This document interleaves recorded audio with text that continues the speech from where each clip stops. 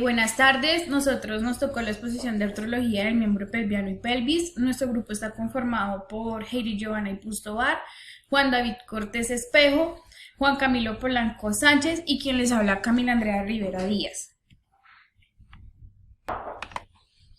Bueno, como tabla de contenido, tenemos definición de conceptos, tipos de articulaciones, ligamentos, movimientos y caso clínico.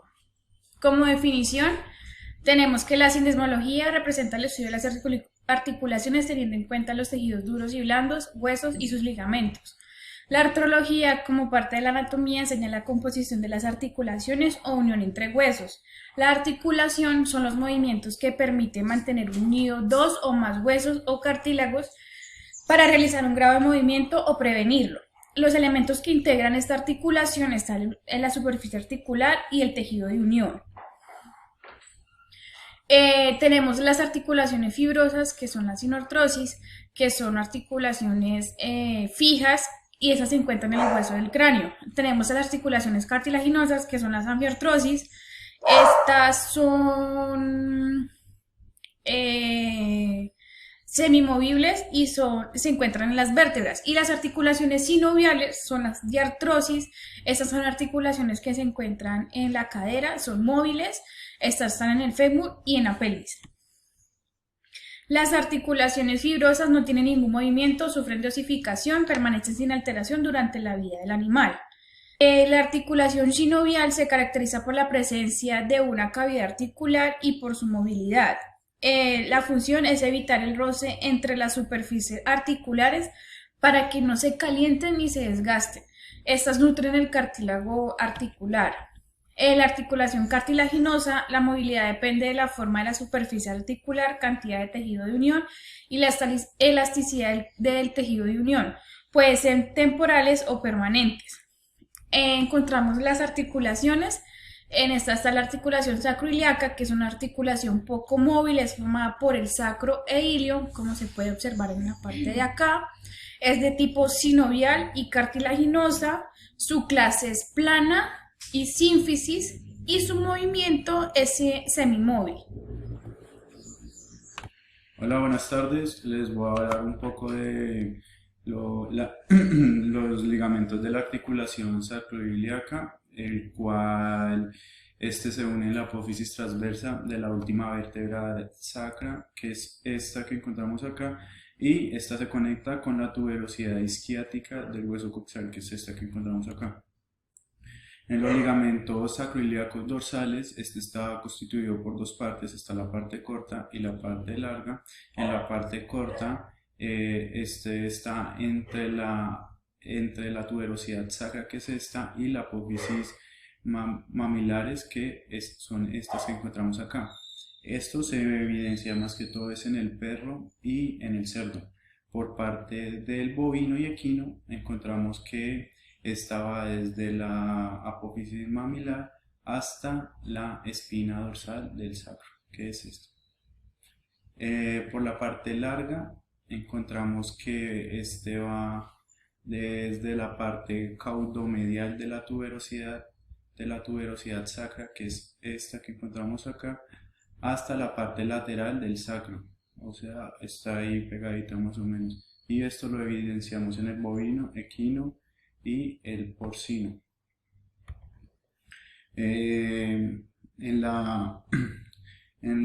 ligamento sacrotuberoso ancho encontramos una diferencia entre el bovino y el equino, el cual en el bovino se aprecia que esta nace desde la parte lateral del sacro, que es acá, y también se extiende por la apófisis transversa de las primeras vértebras coxígeas, o sea, hasta acá. Este conecta con el hueso, la parte isquiática o la parte la espina del hueso isquiático, que es este que encontramos acá. En el equino podemos evidenciar que este nace desde la parte del sacro y ahí se extiende hasta la tuberosidad isquiática. Bueno, la articulación coxofemoral, como sabemos, está formada por dos. Está la cabeza femoral y la superficie acetabular. Acá podemos apreciar la cabeza femoral y esta sería la superficie acetabular. Esta es de tipo sinovial, es de clase esferoidal y pues sus movimientos son flexión, extensión, abducción y rotación. En la extensión podemos definirlo como la apertura del arco, la apertura del grado entre dos huesos. En la flexión podemos decir que es lo contrario de la extensión y pues la rotación ya sería que este gira sobre el mismo eje. Acá hablaré de la articulación, de los ligamentos de la articulación coxofemoral, la cual está constituida por tres. El primero es el ligamento de la cabeza del fémur, donde se ve involucrada la cabeza femoral. Acá podemos apreciarlo. Está el ligamento accesorio del fémur, que es esta parte de acá que la podemos apreciar. Y tenemos el ligamento transverso del acetábulo, donde se ve influenciada el arco del acetábulo, que es este que encontramos acá.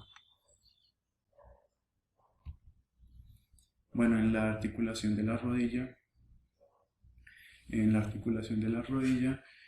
podemos encontrar que son superficies articulares en el cual se articula el cóndilo del fémur, que son estos que empezamos acá, y el cóndilo de la tibia, que son estas que encontramos acá. Este es de tipo sinovial, de clase condilar, y los movimientos son flexión, extensión y rotación.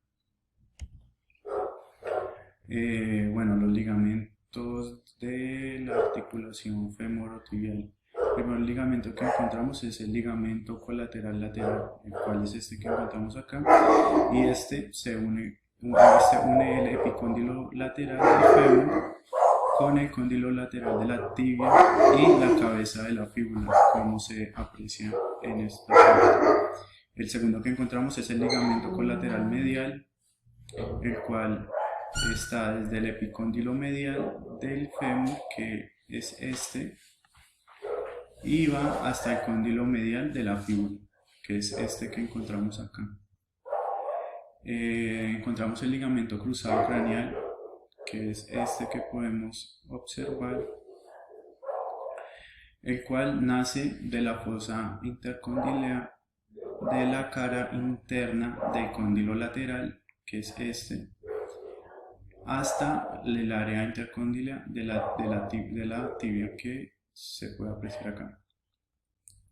Encontramos el ligamento cruzado caudal, el cual es este que encontramos acá, el cual va desde la fosa intercóndila de la cara interna del cóndilo medial, y este va hasta la incisura poplitea de la tibia, o sea, pasa por acá atrás y se entra ahí. Bueno, sigue los ligamentos de los meniscos. Está el ligamento tibial craneal del menisco lateral, que es el que podemos observar acá. Este se une en el borde craneal intercondilio, en el borde craneal del menisco lateral, con el área intercondiliar craneal de la tibia. Tenemos el ligamento tibial craneal del menisco medial, que es el que se puede observar acá. Une el borde craneal del menisco medial con el área intercondilia de la tibia.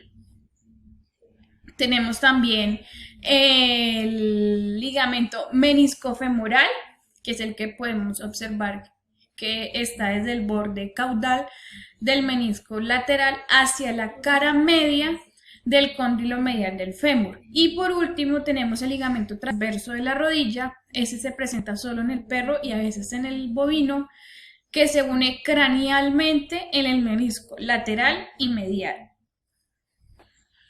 En la articulación femororotuliana encontramos como superficies articulares la tróclea del fémur con la superficie articular de la rótula. En esta encontramos que es de tipo sinovial, pertenece a la clase troclear y sus movimientos son de flexión y extensión. En los ligamentos de la articulación femororrotuliana encontramos el ligamento femororrotuliano lateral. En este caso encontramos en el epicóndilo lateral hasta el ángulo de la rótula. Encontramos también el ligamento rotuliano que va desde la rótula hasta el extremo más proximal de la tibia. Y encontramos también el ligamento femororrotuliano medial que va desde el epicóndilo medial hasta la rótula. También tenemos los ligamentos rotulianos. En ese pues encontramos en el perro, en el cerdo y en pequeños rumiantes un solo ligamento. Este va desde la rótula hasta la parte más proximal de la tibia, pero en este caso en bovinos y en equinos encontramos 3 ligamentos. Encontramos el intermedio, encontramos el medial y encontramos el lateral. Todos se unen desde la rótula hasta la parte más proximal de la tibia. En la articulación del tarso encontramos la tarso crural como superficie troclear. Encontramos tróclea de la tibia, encontramos la fila proximal de los huesos del tarso. En este encontramos la articulación. Es de tipo sinovial, encontramos que es de clase de Hinglimo. Los movimientos que presenta son de flexión y extensión. En la articulación de los ligamentos del tarso encontramos 2. Esto lo encontramos en la vista lateral de la articulación del tarso de un equino. Encontramos el ligamento colateral lateral corto del tarso. Este se extiende desde el maleolo lateral y se inserta en los huesos calcáneo y estralo. Y aquí encontramos el ligamento colateral lateral largo del tarso. Este nace en el maleolo lateral y termina en el hueso metatarsiano lateral.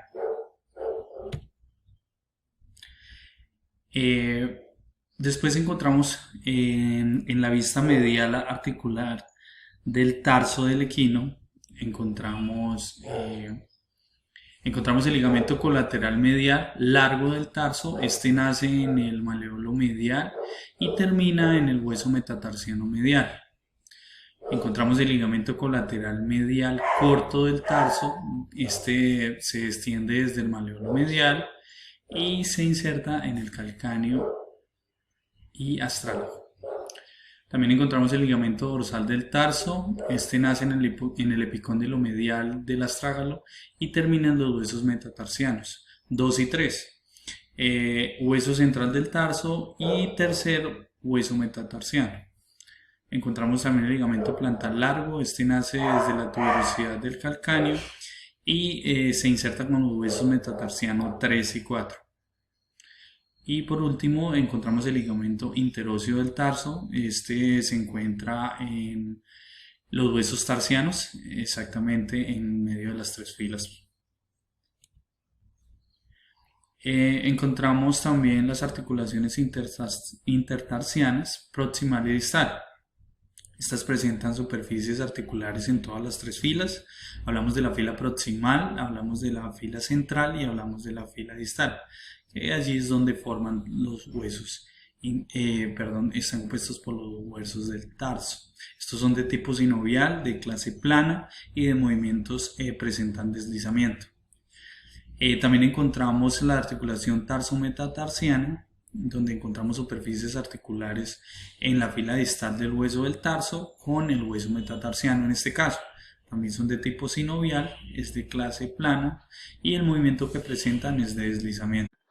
Hola, muy buenas tardes. Para el día de hoy les hablaré sobre el caso clínico, que para este tema es la displasia en la cadera en el perro. Bueno, como introducción tenemos que la displasia en la cadera consiste en un desarrollo incorrecto de la articulación coxofemoral durante la fase del crecimiento en el perro. Da lugar inicialmente a una grave difusión debido a la inestabilidad y al dolor que esto provoca. Bueno, como etiología tenemos que se considera que la displasia en la cadera es una enfermedad multifactorial, es decir, para que se manifieste tiene que conseguir una serie de factores, de los cuales el principal es el genético. Bueno, como patología es una enfermedad hereditaria que se transmite genéticamente de padres a hijos, pero no es congénita, es decir, que el perro nace con la cadera sana y durante su fase de crecimiento van apareciendo una serie de alteraciones. Las alteraciones consisten básicamente en dos fenómenos. Por un lado, se produce una elongación en las estructuras que estabilizan la articulación, como son la cápsula articular, el ligamento de la cabeza del fémur y la musculatura periarticular, dando lugar a la aparición de la inestabilidad articular. Por otro lado, se alteran las orientaciones espaciales de los huesos que forman la articulación, es decir, el acetábulo o del fémur proximal, que en ocasiones pueden verse afectados los dos. Bueno, como diagnóstico se realiza mediante una minuciosa exploración del animal, centrada en la anamnesis, en la inspección, en la palpación y en un examen radiológico. En la anamnesis, el propietario nos comenta el tipo de dolor que el perro presenta. Aquí encontramos dos fases, una fase inicial y una fase avanzada. En la fase inicial, esta suele ser de tipo agudo e intermitente, y en la fase avanzada, esta es un tipo crónico pero continuo. En la inspección se realiza durante la marcha para determinar si el perro presenta alguna cojera.